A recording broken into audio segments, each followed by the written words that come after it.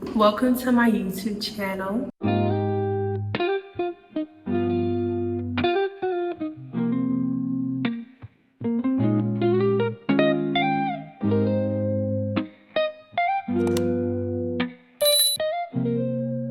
Many of you have already tuned into my YouTube channel before. You've seen some of my testimonies that I shared here, but a lot of you don't really know who I am, and I realize that. I'm doing a Q&A video, so grab your popcorn, grab your snacks, and let's get into it, baby.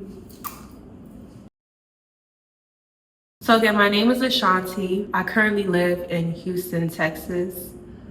I grew up in Arizona and don't have any sisters, so I think that a lot of people will say that I have only child syndrome, but I really have only girl syndrome. Like when you grow up as a princess, you expect the world to treat you like the princess, okay? No shade. Since I was younger, I've always been so dramatic, expressive, and outgoing, and my personality has always been a mystery to people. People always ask me, how did you do this? How did you know how to do this? And people are always intrigued by me. They always want to know what's going on with Ashanti.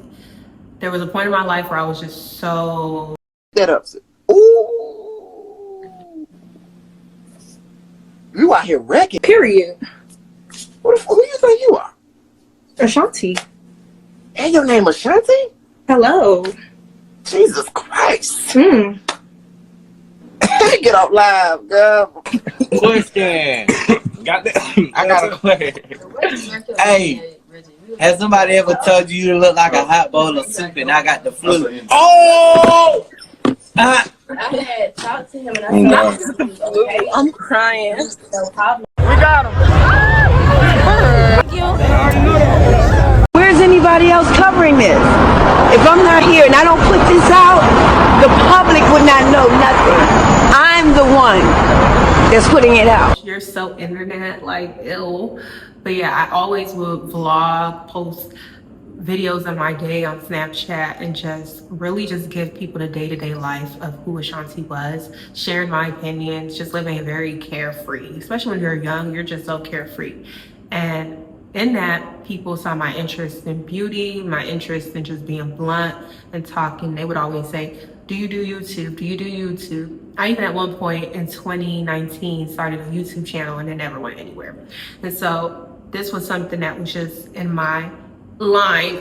It was in my purpose for a long time, but your girl just didn't, life happen and I didn't take full advantage of it. But now I wanted to start a YouTube channel so that I could just be able to share all things Shanti, and in learning more about me, it'll help pull out things in you. That's another thing. Everything I do is not solely for me, but there's always a purpose for what I do, and the purpose is always in helping others. So if anything that I share, do, or the way that I live life does something for you, whether it's entertaining, transformative, it's a win-win for me. Hey. So growing up, my childhood was pretty normal. I grew up as a middle-class individual. I started off with my mom and my dad, two-parent household. Life was good. It was me and my brothers. And we just grew up like your typical family. We honestly were very outgoing. A lot of people would tell us that we were spoiled. I don't think that we were spoiled, but they would tell my mom that we were spoiled. But I didn't want for anything. And when I did go through hardship, it really didn't have an effect on me because my mom, one thing I can never play about my mom is how hardworking she was and how she never played about her kids. I never experienced material loss. And even when I was going through situations where she had to get it out the mud and we didn't know about it, because she did such a good job in getting things done. So when I was about like 14, my parents separated and my dad went his way, my mom went her way. And that was really traumatic for me. There's a whole lot that came from that, but it ended up just being me, my mom, and my brothers.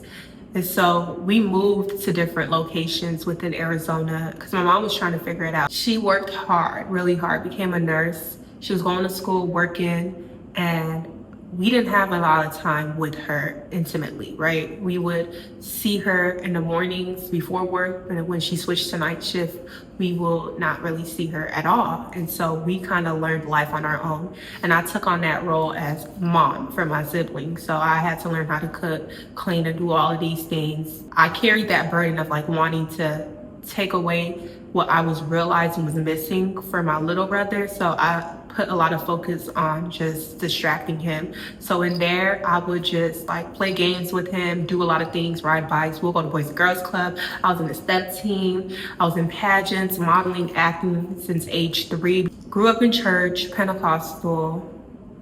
That was a whole thing in its own. There's some things in my childhood that still influence me now. One thing that I will say is I loved writing and I loved beauty. Beauty was my outlet. Doing my hair was my safe haven. So whenever there'll be a lot of chaos, again, I'm the only girl. There's mad boys running in and out of my house because my brothers, they played sports and so forth. And so I'm just here by myself, have to be in a room because they're like, oh, you can't be out here with the boys. Like, calm down. Anyways, so they're doing their little macho man thing. So I was always by myself. I was always in my isolated space. I always have my own room. So I'll be in my room and I'll just draw, do my hair, listen to music, create music, write, and just do so many creative things. That's how I would express myself. Every time I walked out of that room, it was a different person. You don't know who you're getting. You'll probably get Ashanti with braids. I didn't have wigs at that time, but no, I was experimenting with my hair a lot. I was talking about myself, hey girl, don't do my hair anymore. My aunt, she was a hairstylist and she gave me mannequins and she said, do what you pleases them, different textures. So I'll be in the room just playing with the mannequins, doing hair and stuff like that. And in that, I just learned to bring out my creative side. And then when I'll go hang out with my cousins and stuff like that, that was the only time that I'll be around other women and just be free and hang out with family.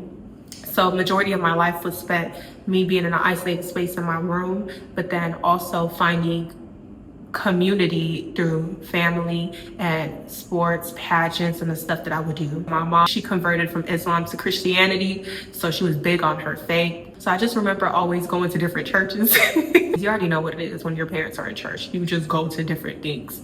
And so I was always in an environment where the word of God was being preached. We might not have seen the fruit, but we saw the word. And that was the foundation that my life was built and centered on. So a lot of people always ask me, well, where do you get this passion for God? Like, oh, you just want to talk about God out of nowhere. No, this was something that was embedded in me as a child, but I kind of went my own way. And then when I had an introduction, a relationship with God, I understood what it truly meant to be a follower of Christ. My mom was such a hardworking woman, very funny. Our relationship wasn't always the best. I will say that as women, we're always competitive. We butt heads. When there's another woman in the household, especially if that woman is your daughter, especially if that other woman is a teenager going through hormones, you're going to have power struggles. And so me and my mom fought like cats and dogs, okay? I always thought like, I know. And she'll be like, no, you don't know. And then there are certain traits and characteristics that were in my mom that I did not like. And she also didn't understand my characteristics, my traits. Like my mom was very docile, humble, and meek. And I'm very bold, outgoing, and blunt. So it's like that loud personality with a docile personality, they kind of bump heads. And so I noticed my mom operated out of fear a lot, and I operate out of impulse. So if I wanted to do something, I'll just jump and do it, really carefree, optimistic. And she's more, it needs to make sense. I need to get it calculated. I need to make sure that this makes sense because I don't want it to affect all of us.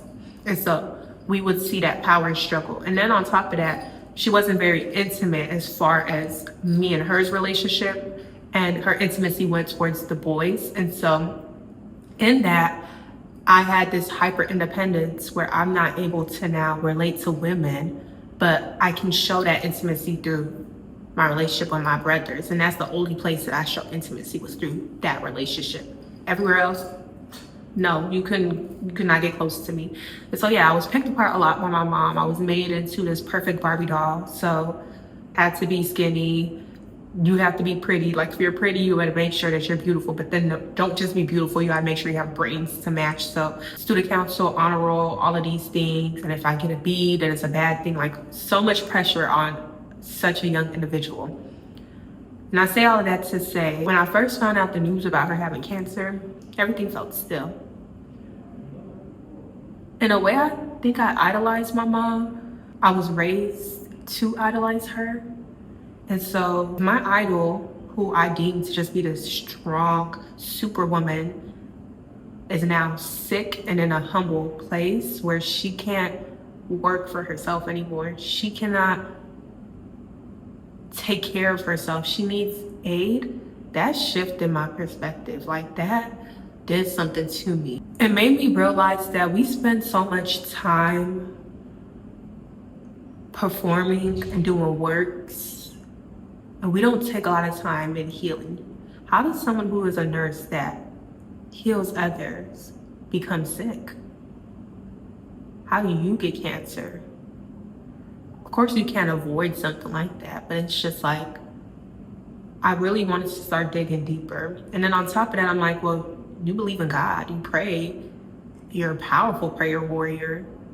You taught me everything I know about my relationship with God, so how are you diagnosed with cancer? Like, how did you get cancer? So it really shifted my faith.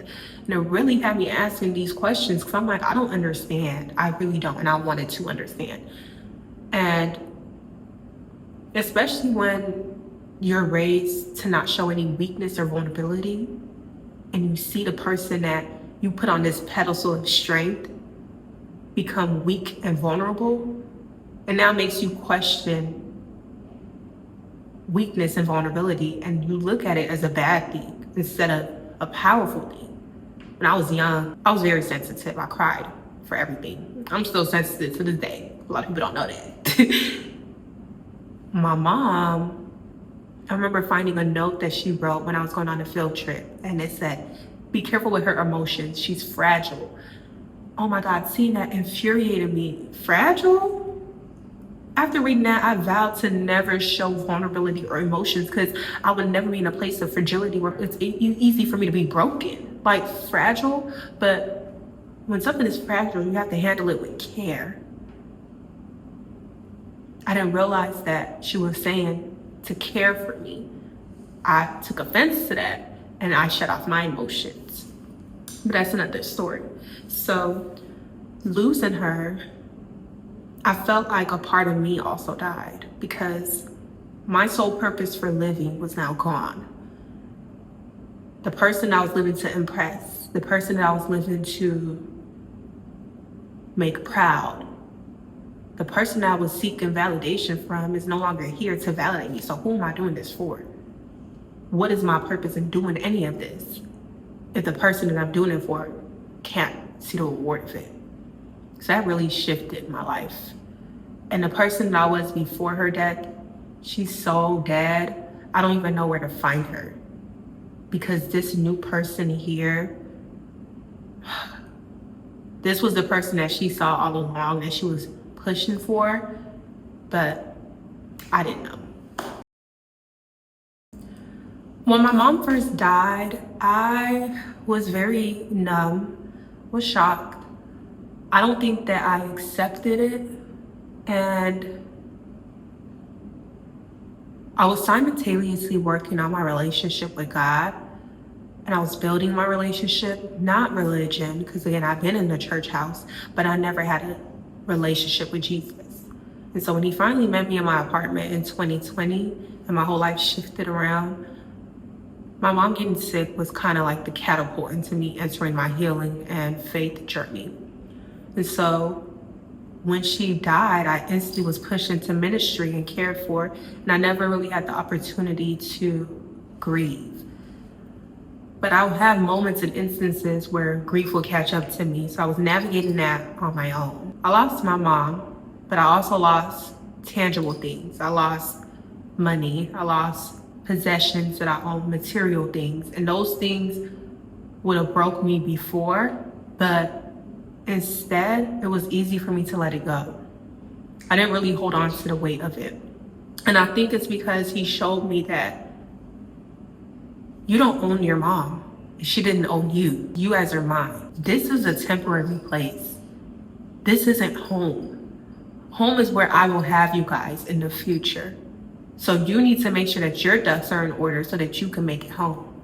She's already found her way. Now it's time for you to find yours. And so that's what I learned through losing her, that I don't own anything in this world. Everything that is in this world goes through a chain of command. And it's not just for me, it's for others. I use what I can when I have it, but at some point you're gonna have to give it up and pass it along. But more is going to come. What he takes, he replaces. So he took my mom, but he replaced it with community. He took my mom, but he replaced it with love. He took my mom, but he replaced it with healing. He took my mom and he replaced it with a relationship with him, knowing who he is. And so nothing that I lost was truly a loss. And that's what I learned through experiencing such a huge loss. Honestly, the only reason I'm even able to wake up and put a smile on my face, brush my teeth, look good, be light to others is through my relationship with Christ.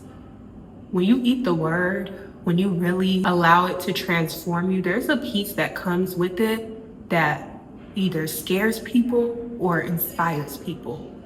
Oftentimes people see the peace that I carry, they see his presence on me and they feel like they could just duplicate it by doing the things that I do. And that's what kind of infuriates me, because it's like, nothing that you're seeing is from what I'm doing. All of it is from what he's done in me. I had to let go of myself. I had to die to myself and allow him to come alive. That's the work that I did. So the things that I do on a daily basis, the things that I consume on a daily basis, that's not causing me to be this light that you see. They're aiding in maintaining the light. But you have to first go through that transformation process, that sanctification and purification, before you can even maintain what it is that he has in you. And so that relationship, that foundation, like knowing that even if I'm physically alone, I'm never alone. They see you alone and they think that you're alone, but they don't know that you have the whole army of heaven backing you. That's why the attacks never work. That's why the criticism never land. That's why the hurt, the pain, the things that will kill you don't kill me, because I'm not alone and because my heart is pure. When your heart is pure, God will always make a way. Even though I go through struggles in this world, because he didn't say that we wouldn't face them. He promised us struggles, but he said to take heart because he already conquered the world. So when I go through problems, it doesn't look like what you go through, because I'm covered, I'm protected, I'm carried through. And even though it's detrimental to the things that move this world, like our pride, our ego, our comfortability, it's beneficial for my heart, for my foundation, my relationship with him, and what I'm storing up in heaven. And so that relationship has really shifted everything in my life to where I no longer value the tangible things or value the things that are here today and thrown in the fire tomorrow. I value the things that you can't buy.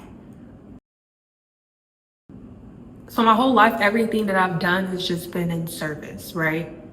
When I was younger, I was serving my creativity. When I would cook, clean, I was serving my siblings, you know? When I would do these things, they all were helping others. I have a compassionate heart, which is one of the things that I feel like the Lord blessed me with, where if I see a problem, I always look for the solution. And so when I see people going through problems, I always look to find a solution, even if it's not my responsibility. And that's another thing, because certain things you're not just supposed to put yourself in, because it could be draining.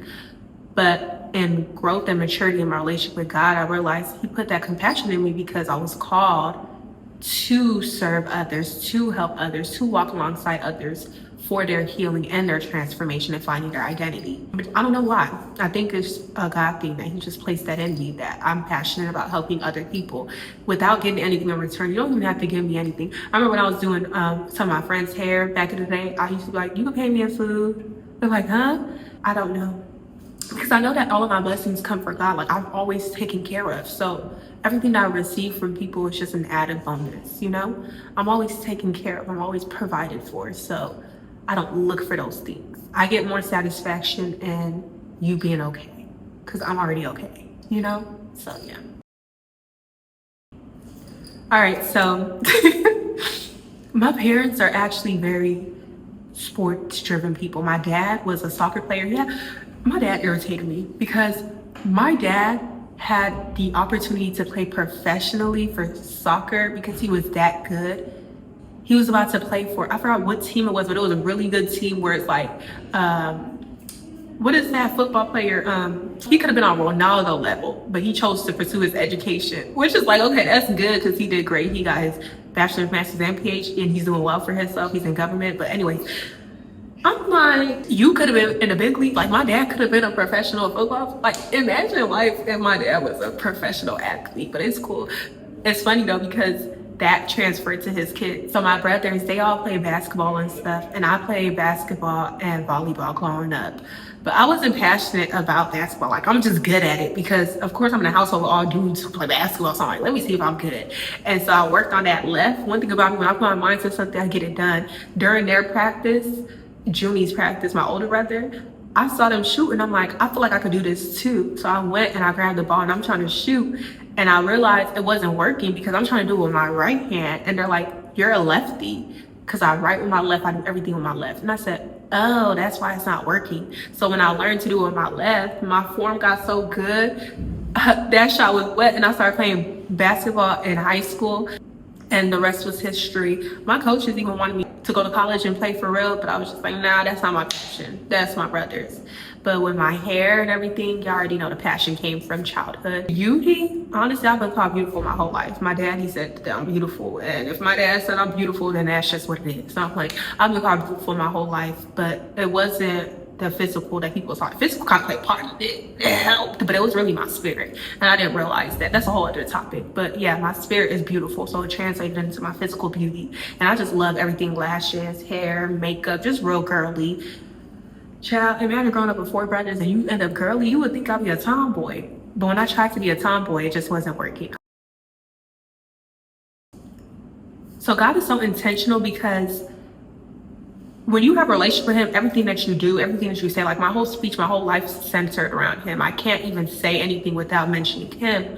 So all of my ideas, all the things and the endeavors that I do, they all involve my faith in him. So whether I'm doing beauty, he brings him into it by teaching me my face, my routine, healing my gut so that I could be able to look physically good, giving me the exercises that I need in the gym that are more effective for me. He provides like the meals for me to eat because I had to learn my body through intimacy with him, through fasting, through obedience. So now I know what I can consume and what I can't. The Holy Spirit will tell me like, eat some spinach today because I'm lacking iron, and I eat spinach and I feel better. I'm like, what? That's why I was so tired and sleepy? Yeah, you ain't had no iron, baby. So it's just like, through that, he's helped me and just being creative. Like even when I write, I see how his influence is in me and my writing, because in the past, it'll just be nothing but darkness, but there's always hope at the end of my stories and the things that I write about. My poetry, the way that I speak, like everything is just inspired by it. But I see beauty in everything. I see love in everything. I see light in everything. I see the good before I see the bad. And sometimes that can be a bad thing because you ignore the red flags. But I love that pureness because when I look at a picture, I pay attention to the details. When I look at something, I pay attention to the details. I'm so detail oriented, and he's the same way. He paid attention to the details when he created us. And so I see that in me. Like I'm already getting all excited right now just talking about it. When I look at someone's photography, when I look at someone's acting, modeling, I pay attention to those small details and I'm fascinated by it. And I'm like, oh my gosh, like I can see this. When I see someone doing a project, I'm like, ooh, I could see this coming out of it. Like if they take these steps, this could be this. I just love it. There's endless amount of opportunities. There's endless ideas. There's never a dull moment because my mind is just full of creative juices. There's always a new idea, always a new thing, and always something to look forward to. Y'all should just look forward to vlogs, beauty videos, talking videos, testimonies. I don't want to keep it exclusive to just one particular thing. I don't want to curate videos that are aesthetically pleasing. I just want it to be raw, uncut, and just creative. And so stay tuned for everything. You'll find everything in one on this channel. But the main focus, of course, is always going to be on transformation and healing, and then sprinkle a little bit of beauty, lifestyle in it as well. So stay tuned, stay on the lookout. So this channel overall will just be a space for healing, transformation, grief, beauty, and real life. And if you're looking for a space to be able to get all in one, subscribe, like, comment down below. I hope that y'all enjoyed this video. Again, I'm Golden SHÍANTÍ, and thank you for watching. Stay tuned for the next video.